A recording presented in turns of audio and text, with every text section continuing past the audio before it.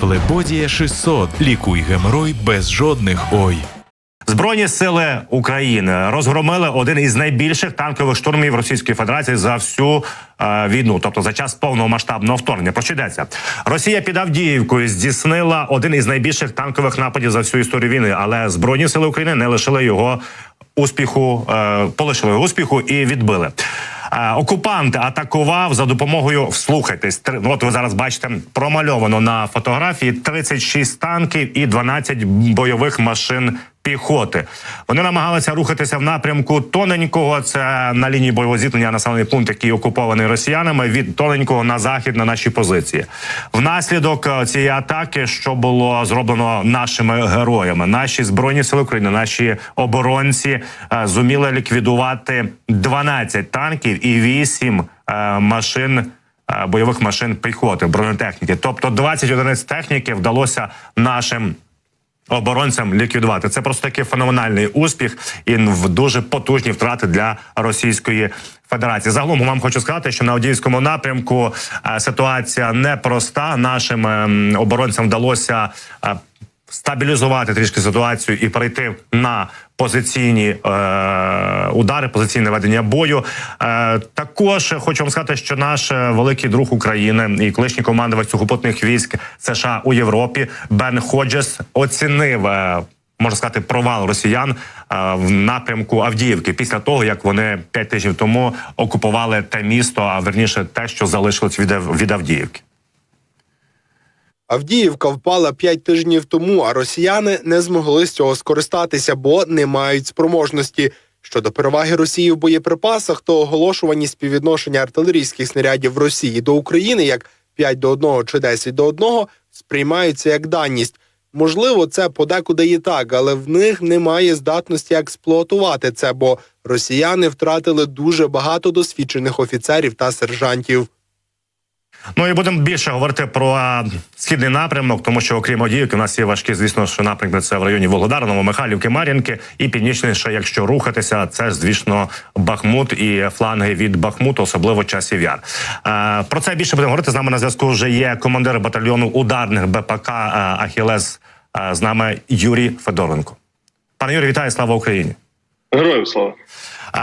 Власне, сьогодні вранці є інформація, так, і це подають Deep State аналітики, що загострилась ще більше ситуація в напрямку Часового Яру. Це північ від Бахмуту. Яка ситуація, пане Юрій, на цьому напрямку? І чи правда те, що там перевага ворога в живій силі, як мінімум, 1:6, 1:8? Що стосується загалом ситуації на Вітинку, так, дійсно, противник сконцентрував основні зусилля в напрямок Часового Яру.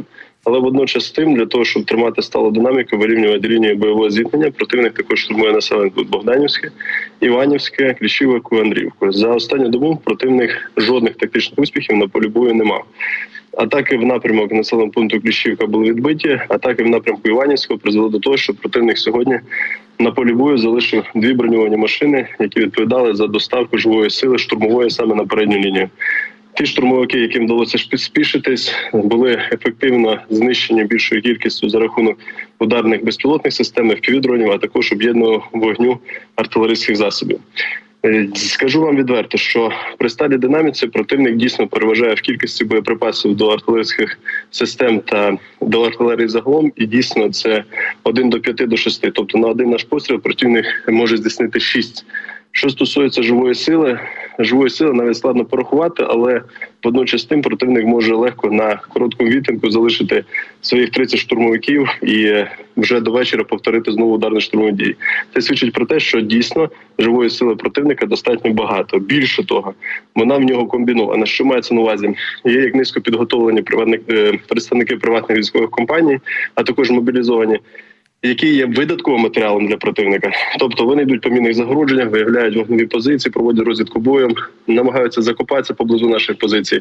Є видатковим матеріалом. Евакуюють ще підбиту техніку з полю бою. А є інша складова – це високопідготовлені. Вони відрізняються в екіпуванні, в засобах індивідуального захисту, а також тактики ведення бойових дій. Вони реально воюють набагато краще і воюють професійно.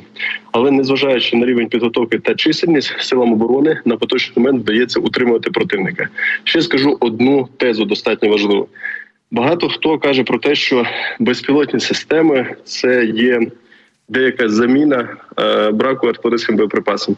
Скажу вам так, що артилерію нічого не може за ефективністю підмінити і не зможе найближчі 50 років.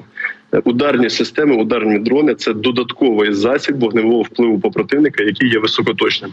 Але найбільше враження противник зазнає під час об'єднаного вогневого впливу. Це коли ми одночасно по одній категорії цілей б'ємо і FPV-дронами, іншими ударними засобами, і навалюємо артилерію.